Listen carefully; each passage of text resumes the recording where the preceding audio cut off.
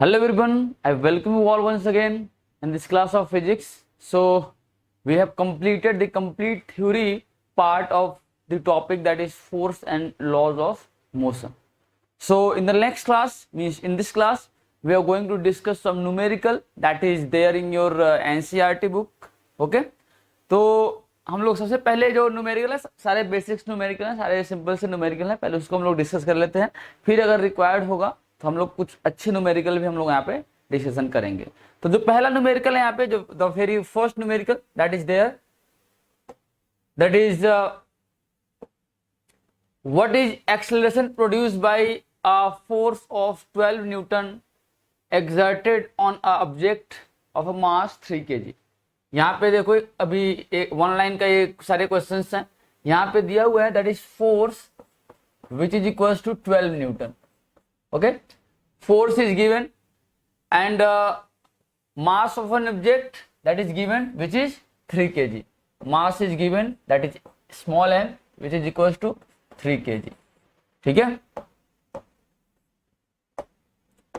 mass is given which is equals to 3 kg. So we have to calculate the force. So we know that force,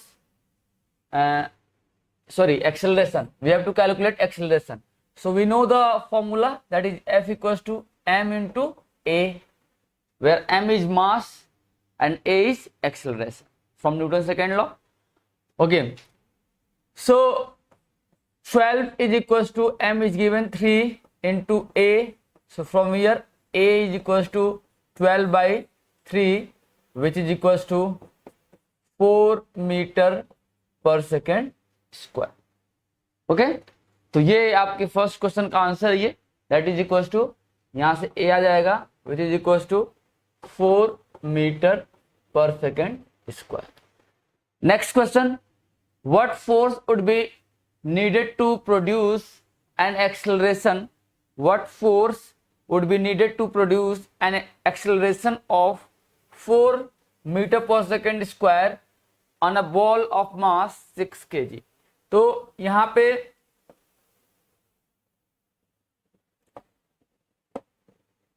पे दिया हुआ है acceleration, दिया हुआ है, दैट इज सेकेंड जो क्वेश्चन है उसको हम लोग सॉल्व करेंगे।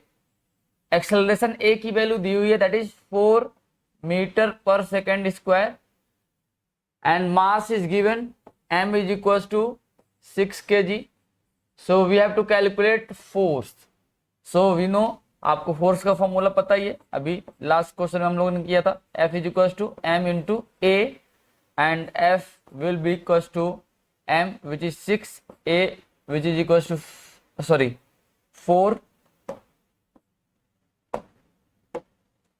4 which is equals to 24 Newton. ये आपका आंसर हो जाएगा।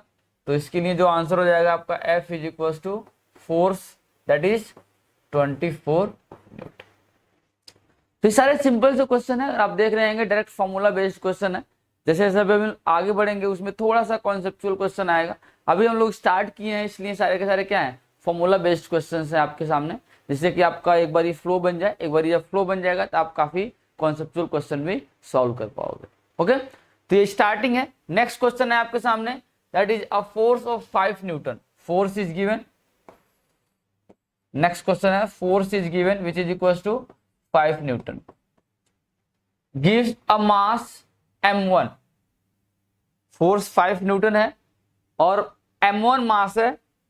अगर हम लोग मास m1 ले रहे हैं, अननोन मास है, आपको मास की वैल्यू नहीं दिया है यहाँ पे।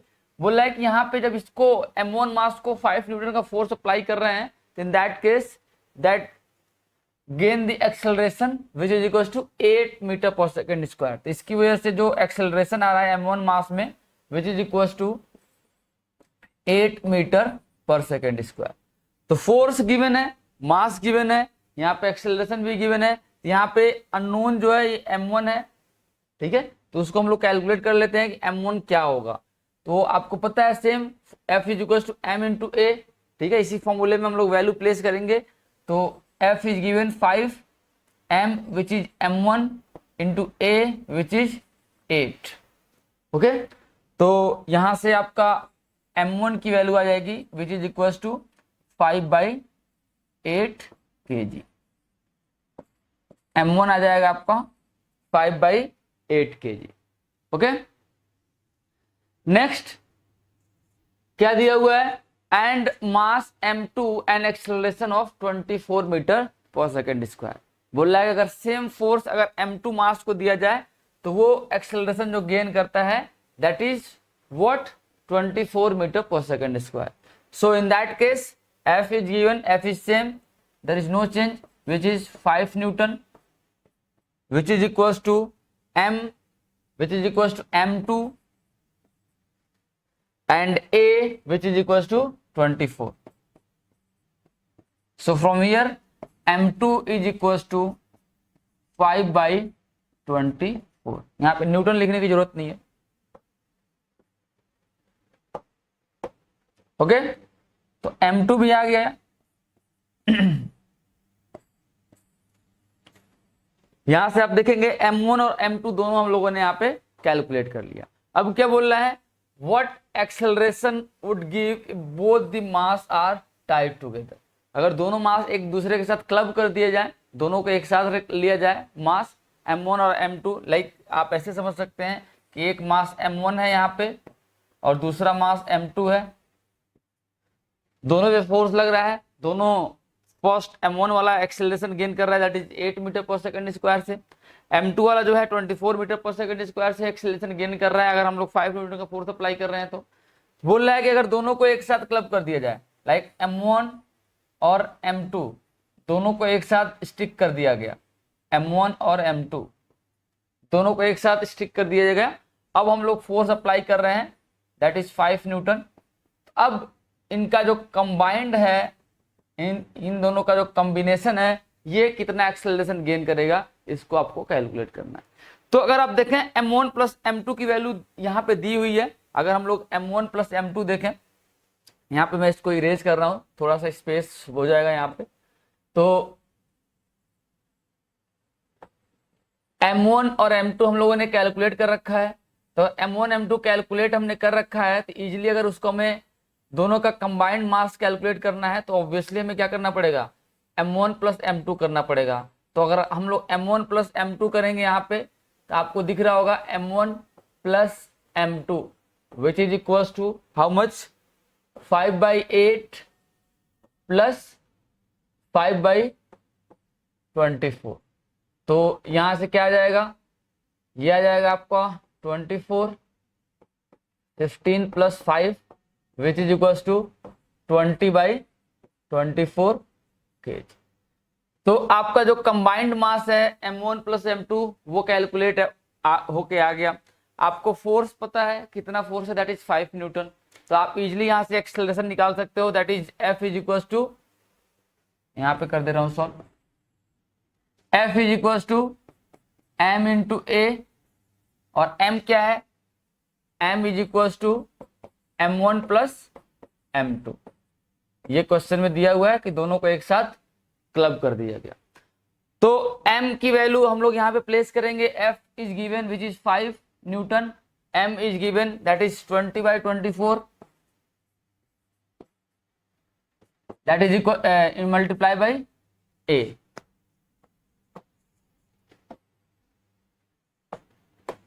Multiply by a। तो यहां से हम लोग को a की वैल्यू कैलकुलेट करनी है, यहां से हमें a की वैल्यू कैलकुलेट करनी है। तो ये आप देखिए ये इससे कैंसिल आउट हो जाएगा, ठीक है।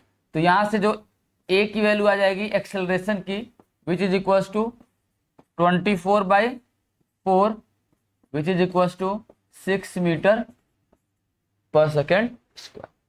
ओके, तो सिंपल सा क्वेश्चन था, टफ नहीं था, बट ये था कि आपका पहले मास m1 दिया हुआ था, उस पर फोर्स अप्लाई किया गया है और बोल रहा है कि वो एक्सेलरेशन गेन कर रहा है that is 8 metre per second square. मास को चेंज किया गया है m2 और सेम फोर्स अप्लाई किया गया, ऑब्वियसली वहां पे जो एक्सेलरेशन दिया गया था that is 24 metre per second square.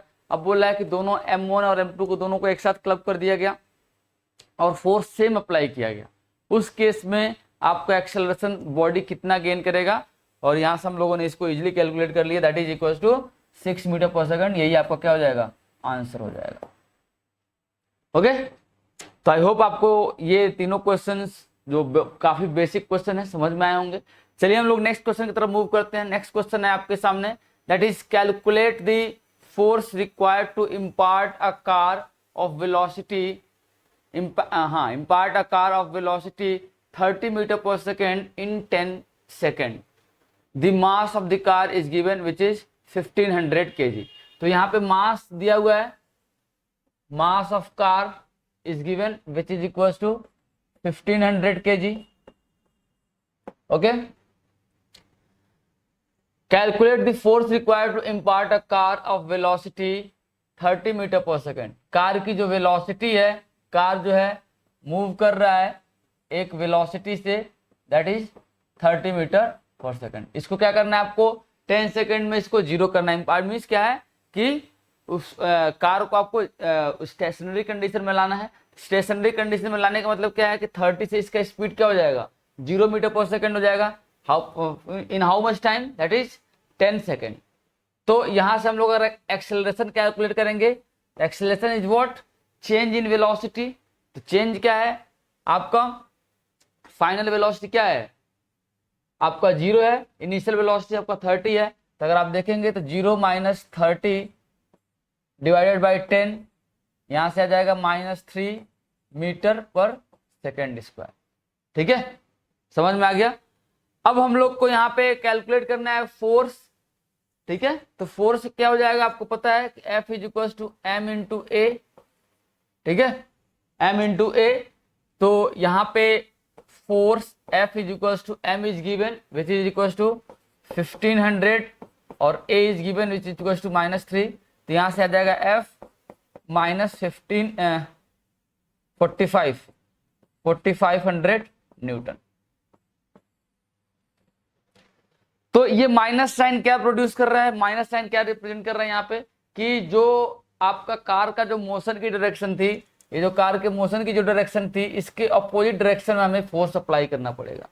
ठीक है, तो आप ऐसे भी लिख सकते हो कि कितना फोर्स रिक्वायर्ड होगा, तो आप लिख सकते हो F is equal to 45 newton. 45 newton का आपको सिंपल सा मतलब है कि आपको जो फोर्स अप्लाई करना पड़ेगा that is in opposite direction. ठीक है, opposite direction to the motion of the car. Okay, चलिए सिंपल सा क्वेश्चन है, ये भी टफ नहीं है। नेक्स्ट क्वेश्चन की तरफ हम लोग मूव करते हैं। नेक्स्ट क्वेश्चन है, a motorcycle is moving with a velocity of 90 kilometre per hour. It takes 5 second to stop after the brake are applied. इसकी जो वेलोसिटी दी हुई है, velocity is given that is 90 kilometre per hour. Okay, and it takes 5 seconds to stop after brake are applied. Let us suppose कि एक bicycle है, sorry bike है, ये मूव कर रहा है that is 90 kilometre per our से, 90 kilometre per our से मूव कर रहा है।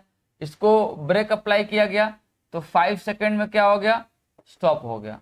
तो यहां से यहां तक का जो टाइम है दैट इज 5 सेकेंड, ये गिवन है। यहां पे वेलोसिटी क्या हो जा रही है, 0 हो जा रही है। यहां पे जो वेलोसिटी है यहां पे v is equal to 0। Okay,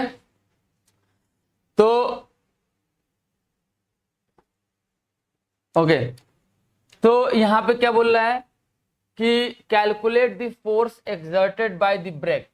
अब ब्रेक के थ्रू ऑब्वियसली अपोजिट डायरेक्शन में हमें क्या करना है, ब्रेक क्या करता है, अपोजिट डायरेक्शन में फोर्स अप्लाई करता है। जो व्हीकल जिस डायरेक्शन में मूव कर रही थी उसके अपोजिट डायरेक्शन में क्या करता है, फोर्स अप्लाई करता है। तो हमें उसी को कैलकुलेट करना है कि ब्रेक की वजह से कितना फोर्स डेवलप होगा। और यहाँ पे मास दिया हुआ है, इसका बाइक का मास दिया हुआ है which is equal to 200 kg। Clear. तो सबसे पहले तो हम लोग इसको कैलकुलेट कर लेते हैं, इसको मीटर पर सेकंड में कन्वर्ट कर लेते हैं। तो v क्या हो जाएगा, 90 इंटू 5/18, आपको पता है 5/18 से मल्टीप्लाई करेंगे तो क्या हो जाएगा, ये मीटर पर सेकंड में कन्वर्ट हो जाएगा। तो ये 5 टाइम्स में कैंसिल आउट हो जाएगा, ये आ जाएगा आपका 25 मीटर पर सेकेंड। वेलोसिटी आ गया, अब चेंज इन वेलोसिटी क्या है, फाइनल क्या है, 0 है, इनिशियल आपको क्या है 25 मीटर पर सेकंड, तो यहाँ से एक्सेलरेशन आ जाएगा आपका, that is change in velocity per unit time. Change in velocity क्या है, फाइनल 0 है, इनिशियल 25 है, divided by time which is 5 second, तो यहाँ से आ जाएगा आपका -5 मीटर पर सेकेंड स्क्वायर। ये आपका क्या आ गया, एक्सेलरेशन आ गया। एक तरह से क्या है, रिटार्डेशन है, ठीक है। ब्रेक अप्लाई करेंगे तो वहां पे क्या आ जाएगा, रिटार्डेशन आएगा। रिटार्डेशन को हम लोग क्या बोलेंगे, 5 मीटर पर सेकंड। अगर मैं एक्सेलरेशन की बात कर रहा हूं तो क्या होगा, नेगेटिव एक्सेलरेशन होगा। Retardation means what, negative acceleration, इसलिए यहाँ पे क्या आ गया, -5 मीटर पर सेकंड स्क्वायर। तर आपको एफ कैलकुलेट करना है, फोर्स की वैल्यू कैलकुलेट करनी है, तो फोर्स की वैल्यू सिंपल है, F is equal to M into A. तो यहां से हम लोग देख सकते हैं एफ क्या हो जाएगा, M is given which is of 200 kg and A is given which is -5। तो कितना जाएगा यहां से, F is equal to -1000 newton. ठीक है, समझ में आ गया। या आप लिख सकते हो F की वैल्यू, जो ब्रेक अप्लाई करेगा, जो वैल्यू फोर्स अप्लाई करेगा वो क्या है, 1000 न्यूटन अप्लाई करेगा। और ब्रेक लगाने का मतलब ही होता है कि आप फोर्स अप्लाई कर रहे हो अपोजिट डायरेक्शन में, opposite direction to the motion of the object. यहाँ पे क्या है, ऑब्जेक्ट व्हीकल है। ओके, तो आई होप आपको ये क्वेश्चन समझ में आया होगा। इतना टफ क्वेश्चन नहीं है, सिंपल सिंपल से क्वेश्चन है। आपको स्टेप बाय स्टेप अपने माइंड को थोड़ा सा इंप्रूव करते हुए जाना है, जिससे कि कैसे भी क्वेश्चन हो, क्वेश्चन को सबसे पहले आप देख रहे हैं यहाँ पे कि हमें विजुलाइज करना है। जैसे ये डायग्राम बनाने का सिर्फ यही मतलब है कि आपको क्वेश्चन विजुलाइज हो जाए कि रियल लाइफ में वो किस टाइप के केस की बात कर रहा है क्वेश्चन में। ओके, तो चलिए हम लोग नेक्स्ट क्वेश्चन पे डिस्कस करते हैं। नेक्स्ट क्वेश्चन जो है आपके सामने है कि what is the momentum of a man of mass 75 kg when he walks with a velocity of 2 metre per second. ठीक है, तो मोमेंटम पता है आपको कि एक पर्सन है, उसका जो मास है, मास is given, mass that is 75 kg, 75 kg उसका मास है। अब बोल रहा है कि ये वेलोसिटी से मूव कर रहा है, that is 2 metre per second से मूव कर रहा है। Then you have to calculate momentum of that particular person. तो आपको पता है कि मोमेंटम क्या होता है, सिंपल सा है, product of mass and velocity. तो यहाँ पे मास गिवन है, वेलोसिटी गिवन है, यहाँ से आप निकाल सकते हो इजिली मोमेंटम। तो क्या हो जाएगा, product of mass and velocity, mass is given that is 75 kg and velocity that is 2, यहाँ से आ जाएगा आपका 150, ये है आपका kg into metre per second. या इसी को हम लोग एक और नाम भी देते हैं विच इज, इसका जो यूनिट हो जाएगा 150 न्यूटन। दोनों आंसर सही हैं, दोनों में से आप कोई भी यूनिट लिख सकते हो। ठीक है, समझ में आ गया, दोनों में से आप कोई भी सा यूनिट लिख सकते हो, दोनों यूनिट आपका करेक्ट है, यहाँ कोई दिक्कत नहीं। तो ये आपका आंसर हो जाएगा। नेक्स्ट क्वेश्चन क्या है, what would be the force required to produce an acceleration of 2 metre per second square. यहाँ पे दिया हुआ है, यहाँ पे मैं डेटा लिख देता हूँ जो गिवन है। ए दिया हुआ है that is 2 metre per second square, A is given, और मास दिया हुआ है m which is equal to 12 kg, mass given है विच इज ऑफ 12 kg। ठीक है, what would be the acceleration if, यहां पे if आएगा, if the force would be double। तो अगर यहां पे कब बोल रहा है कि अगर आपका, पहले तो आपको कैलकुलेट करना है कि कितना फोर्स रिक्वायर्ड होगा to produce an acceleration of this much of a mass this one. अगर बोल रहा है कि सेकंड क्वेश्चन है कि अगर हम लोग फोर्स डबल कर दें तब वहां पे कितना एक्सेलरेशन प्रोड्यूस होगा। तो सिंपल सा है आपका F is equal to m into A, ये आपको अप्लाई करना है। तो फर्स्ट वाले केस में m और a दिया हुआ है, मास और एक्सेलरेशन दिया हुआ है, दोनों का प्रोडक्ट ले लीजिए, वही आपका क्या हो जाएगा, फोर्स हो जाएगा, which is equal to m that is 12 and a which is 2 क्या जाएगा, ये 24 न्यूटन आ जाएगा। फर्स्ट वाले केस में फर्स्ट का आंसर रह जाएगा ये force required which is equal to 24 newton. अब बोल रहा है कि अगर आपका फोर्स डबल कर दिया गया, ठीक है, फोर्स डबल करने का मतलब क्या हो जाएगा, F क्या हो गया आपका 24 मल्टीप्लाई बाई 2 48 न्यूटन। अब बोल रहा है फोर्स 48 न्यूटन हो गया, मास आपका सेम है, ठीक है, तो आपका एक्सेलरेशन क्या हो जाएगा, तो F दिया हुआ F is equal to M है, इसी में आप इसको अप्लाई करिए तो क्या हो जाएगा, ये 48 is equal to M is given which is 12 into A क्या हो जाएगा आपका 48 डिवाइडेड बाई 12, ठीक है, तो यहां से आ जाएगा आपका A आ जाएगा which is equal to 4 metre per second square. तो पहले आपका एक्सेलरेशन कितना था, 2 मीटर पर सेकेंड स्क्वायर था, अभी आपने फोर्स डबल किया तो आपका एक्सेलरेशन क्या हो जाएगा, वो भी डबल हो जाएगा which is equal to 4 metre per second square. तो आई होप आपको क्वेश्चन समझ में आ रहा है, ठीक है। अगर कोई भी डाउट है तो ऑब्वियसली आप जो आपका कमेंट सेक्शन है वहां पे आप क्वेश्चन को पूछ सकते हैं, ठीक है, आपका डाउट क्लियर किया जाएगा। चलिए हम लोग बढ़ते हैं नेक्स्ट क्वेश्चन की तरफ। नेक्स्ट क्वेश्चन है आपके सामने, why it is advisable to tie any luggage kept on the roof of a bus with a rope। बोला है कि कोई भी लगेज जो होता है बस के ऊपर जो होता है, जो लगेज का सेक्शन होता है उस पर रखते हैं, तो ऐसा क्यों बोला जाता है कि आप उसको लगेज को किसी भी रस्सी से आप टाई अप करके रखिए, ठीक है। तो उसका सिंपल सा रीजन है कि अगर हम लोग न्यूटन फर्स्ट लॉ पढ़े हैं तो वहां पे आपको पता है कि कोई भी ऑब्जेक्ट है वो क्या है, स्टेशनरी कंडीशन में रहना चाहता है until or unless we are not applying any external unbalanced force। जो व्हीकल है वो तो मूव कर रहा है, कई बार रुकेगा फिर मूव करेगा, एक्सेलरेट करेगा, तो जो आपके जो भी लगेज है वो ऊपर आपने रखा है, ठीक है, वो स्टेशनरी रहेगा। और सडनली मान लो आपकी व्हीकल क्या हो गई, एक्सेलरेट हुई, जब एक्सेलरेट करेंगे तो व्हीकल आगे चला जाएगा और जो लगेज है आपका वहीं पे रहना चाहेगा, तो क्या हो जाएगा, व्हीकल से गिर जाएगा। बट आप जब टाई अप कर दोगे तो क्या हो जाएगा, उसको एक रेजिस्टेंस मिल जाएगा और व्हीकल के साथ ही वो मूव करेगा, वो पार्ट ऑफ व्हीकल हो जाएगा। ओके, तो ये रीजन है कि आपका लगेज गिर ना जाए। और गिरेगा कैसे, आपको मैंने रीजन बता दिया न्यूटन फर्स्ट लॉ की वजह से कि इसलिए गिर जाएगा, इसलिए हम लोग क्या करते हैं, उसको टाई अप करके रखते हैं, इसलिए एडवाइस किया जाता है। नेक्स्ट है, नेक्स्ट क्वेश्चन है, that is a batsman hits a cricket ball which then rolls on the level ground after covering a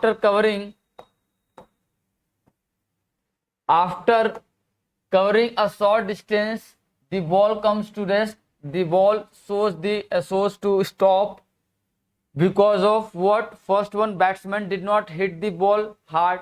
ये आंसर नहीं है, ऑब्वियसली बैट्समैन बॉल को तो हिट किया ही है, ठीक है। Velocity is proportional to the force exerted on the ball, ऐसा भी नहीं होता है, वेलोसिटी नहीं प्रोपोर्शनल होता है। Rate of change of linear momentum is directly proportional to force applied on the object, ठीक है। Next one, there is a force on the ball opposing the motion. Obviously यहाँ पे क्या होगा, एक फोर्स एक्सर्ट हो रहा होगा जिसको हम लोग बोलते हैं friction force from the ground, ठीक है, वो क्या कर रहा होगा, बॉल को रोक रहा होगा, ठीक है। तो ऑब्वियसली ये जो सी पार्ट है ये आपका करेक्ट आंसर हो जाएगा, ठीक है। एंड डी भी आपका करेक्ट नहीं है, आप देख सकते हैं, there is no unbalance force. Unbalance force तो लग ही रहा है, जो आपका फ्रिक्शन फोर्स है जो अर्थ बॉल पे अप्लाई कर रहा है वो क्या है, काइंड ऑफ अनबैलेंस फोर्स ही है जो आपके बॉल पे लग रहा है, इसी वजह से बॉल रेस्ट में आ रहा है, ठीक है। तो आपका जो करेक्ट आंसर हो जाएगा क्या हो जाएगा, सी आंसर क्या हो जाएगा, करेक्ट हो जाएगा। Okay, next question, a truck start from rest and rolls down a hill with a constant acceleration, it travels a distance of 400 meter in 20 second. ये डिस्टेंस कितना मूव कर रहा है, 400 मीटर, और टाइम दिया हुआ है, time is given which is 20 second. 20 second में क्या है, 400 मीटर ये रोल डाउन कर रहा है। A truck starts from rest and roll down from a hill with a constant acceleration, acceleration constant है, एक्सेलरेशन क्या है यहाँ पे दिया हुआ है, कांस्टेंट है, वैल्यू नहीं दी हुई है। अब देखो ऐसा है कुछ, आप समझ लो एक हिली एरिया है, वहां से क्या है एक ट्रक जो है रोल डाउन कर रहा है यहाँ से, ठीक है, और इसका मास दिया हुआ दैट इज 7 टन, और यहाँ पे आपको मैंने हिंट दे रखा है that is 1 tonne is equal to 1000 kg, तो ये हो जाएगा आपका 7000 kg। 7000 kg का ये आप ऑब्जेक्ट है, ट्रक है, और ये नीचे जा रहा है विद अ कांस्टेंट एक्सेलरेशन, और ये कुछ डिस्टेंस कवर कर रहा है, यहाँ से यहाँ तक का जो डिस्टेंस है let us suppose that is of 400 metre, ठीक है, 400 मीटर कवर कर रहा है। How much time, that is 20 second. तो बताना है find its acceleration and find the force acting on it if its mass is 7 tonne. तो आपको बताना है कि कितना फोर्स इस पे एक्ट कर रहा है इसको नीचे लेके आने के लिए। तो सबसे पहले ऑब्वियसली मास गिवन है, अगर आपको एक्सेलरेशन पता लग जाए तो एक्सेलरेशन आपको पता लगता ही F इज m इंटू ए आप अप्लाई कर देंगे, आपको फोर्स पता लग जाएगा। तो सबसे मेन टास्क है that we have to calculate the value of acceleration. तो यहाँ पे देखिए आप डिस्टेंस दिया हुआ है, और आपका जो इनिशियल वेलोसिटी है, इनिशियल वेलोसिटी को हम लोग यू से लिखते हैं यहाँ पे, ठीक है, इनिशियल वेलोसिटी है वो दिया हुआ है कि रेस्ट से स्टार्ट हो रहा है, दैट मीन्स इनिशियल वेलोसिटी क्या है 0 मीटर पर सेकंड है, रेस्ट मतलब क्या है 0 मीटर पर सेकंड स्क्वायर है, जो हम लोगों ने मोशन चैप्टर में पढ़ा था उसका सेकंड इक्वेशन हम लोग यहाँ पे यूज करेंगे। तो सेकंड इक्वेशन क्या था आपका सेकंड लॉ ऑफ मोशन में कि S is equal to U T plus half A T square. तो S is given that is 400, U आपका रेस्ट से है तो आपका 0 हो जाएगा, U मल्टीप्लाई बाई एनीथिंग वो क्या हो जाएगा 0 मल्टीप्लाई बाई एनीथिंग क्या हो जाएगा वो 0 हो जाएगा, हाफ इंटू ए आपको नहीं पता है, T is given that is 20, इसका स्क्वायर हो जाएगा, ठीक है, तो 20 का स्क्वायर क्या हो जाएगा आपका 400, ठीक है। तो आप यहां से इसको आप सॉल्व करेंगे तो आप a की वैल्यू ये आपका 400 से 400 कैंसिल आउट हो जाएगा, क्योंकि 20 का स्क्वायर क्या हो जाएगा आपका 400 आएगा। तो यहां से जो a आ जाएगा which is equal to 2 metre per second square. तो आपका a कैलकुलेट हो गया। अगर आपका a कैलकुलेट हो गया तो यही कैलकुलेट करना था एक्सेलरेशन कितना होगा, फर्स्ट पार्ट आपने कैलकुलेट कर लिया।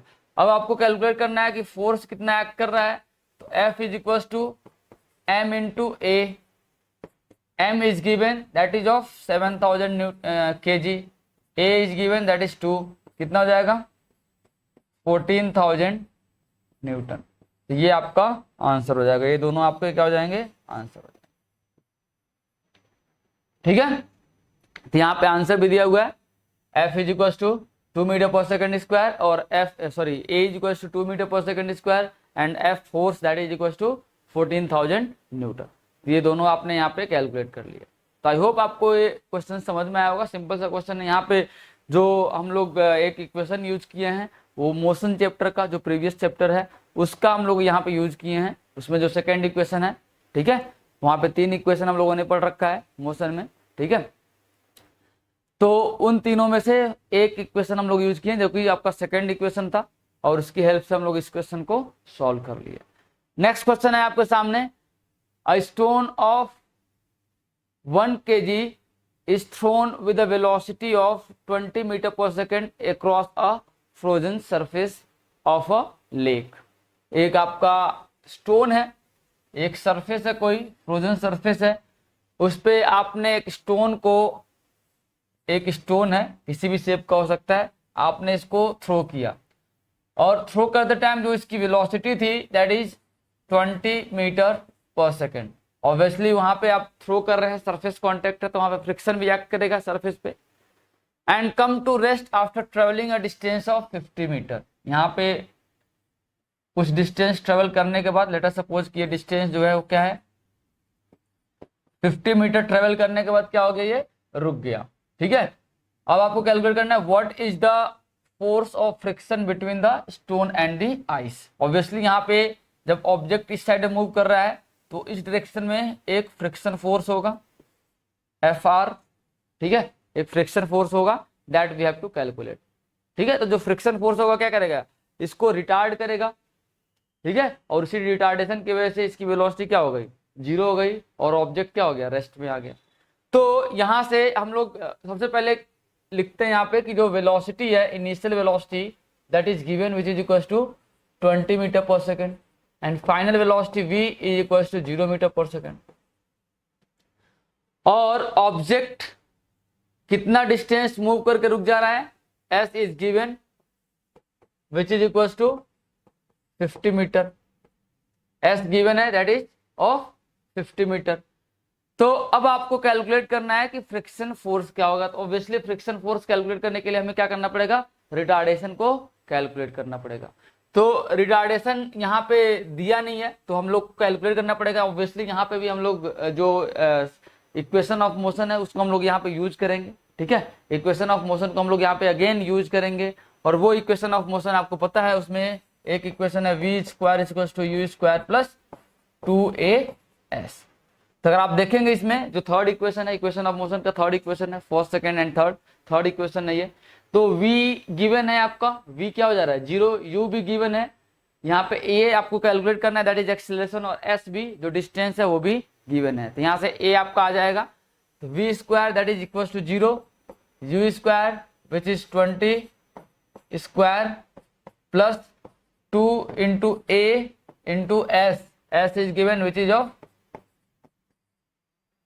50 metre.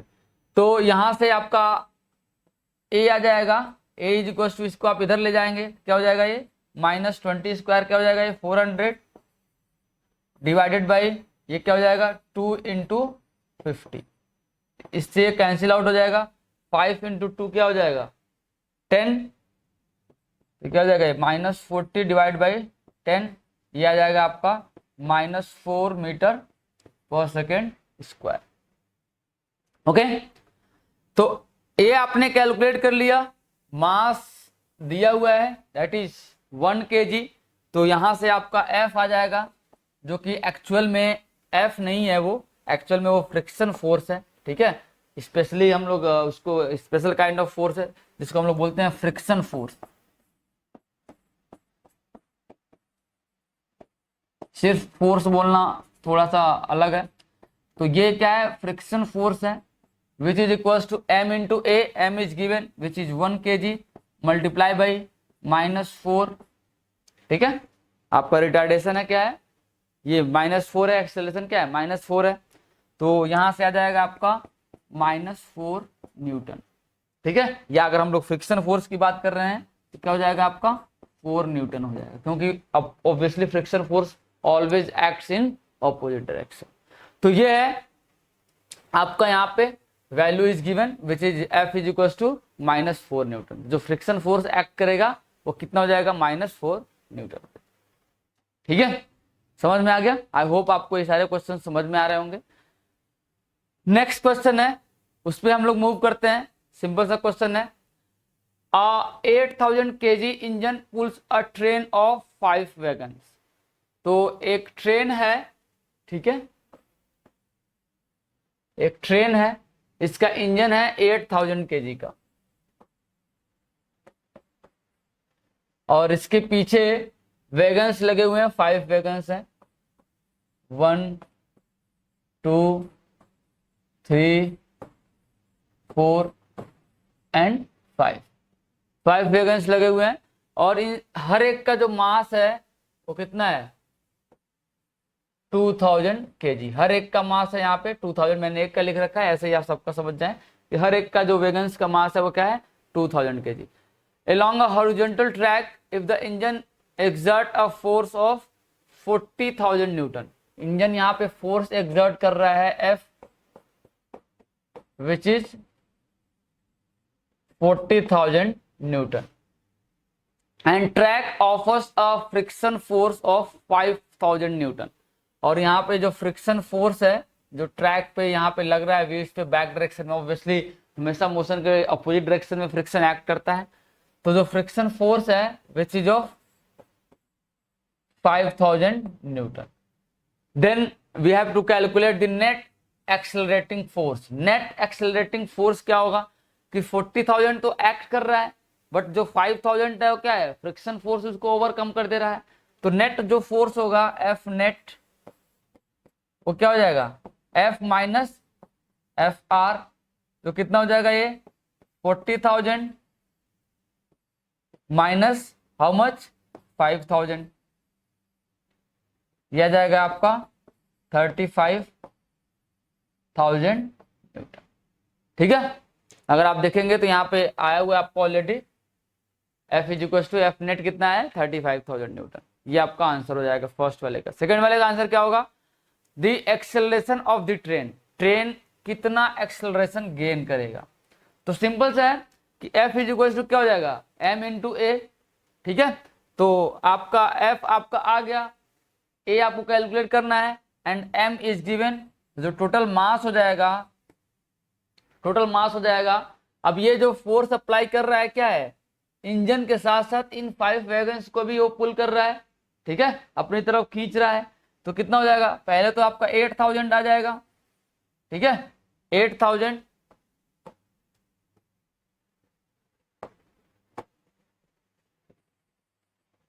8,000 plus 5 multiply by her एक का वेट मास कितना है 2,000।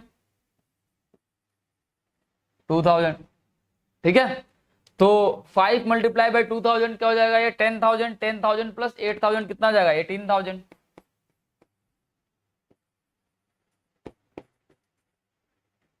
18,000 kg का तो आपका पूरा ये सिस्टम हो जाएगा, इंजन प्लस वैगन्स। अब हम लोग को फोर्स कैलकुलेट करना है। Force is given that is 35 Newton, 35,000 Newton. ठीक है, क्योंकि आपको पता है कि एफ इज इक्वल टू क्या होता है एम इंटू ए, ये फॉर्मूला आपको पता है। तो F is given that is 35,000 which is equal to M, M is also given which is 18,000 into A. तो आप देख लीजिए यहां से ए क्या हो जाएगा 35,000 डिवाइडेड बाई 18,000, ये 3 से 3 कैंसिल हो जाएगा, यह जाएगा आपका 35 बाई 18, यहाँ से जो आपकी वैल्यू आ जाएगी 1.944 मीटर पर सेकेंड स्क्वायर। ठीक है, तो ये आपका कंप्लीट सोल्यूशन हो जाएगा इस क्वेश्चन का, आप इजीली यहाँ से सॉल्व कर सकते हैं। ठीक है, आई होप आपको ये सारा जो भी क्वेश्चन हम लोग सॉल्व कर रहे हैं, अभी इसके आगे भी क्वेश्चन है इसी सीरीज में, हम लोग उसको भी सारे क्वेश्चन को सॉल्व करेंगे। अप्रोक्सीमेटली 16-17 क्वेश्चन हैं, तो उसको भी हम लोग सॉल्व करेंगे। तो बाकी के जो क्वेश्चन हैं हम लोग उसको नेक्स्ट क्लास में सॉल्व करेंगे। तो चलिए हम लोग मिलते हैं नेक्स्ट क्लास में, तब तक के लिए bye bye. Okay, thank you.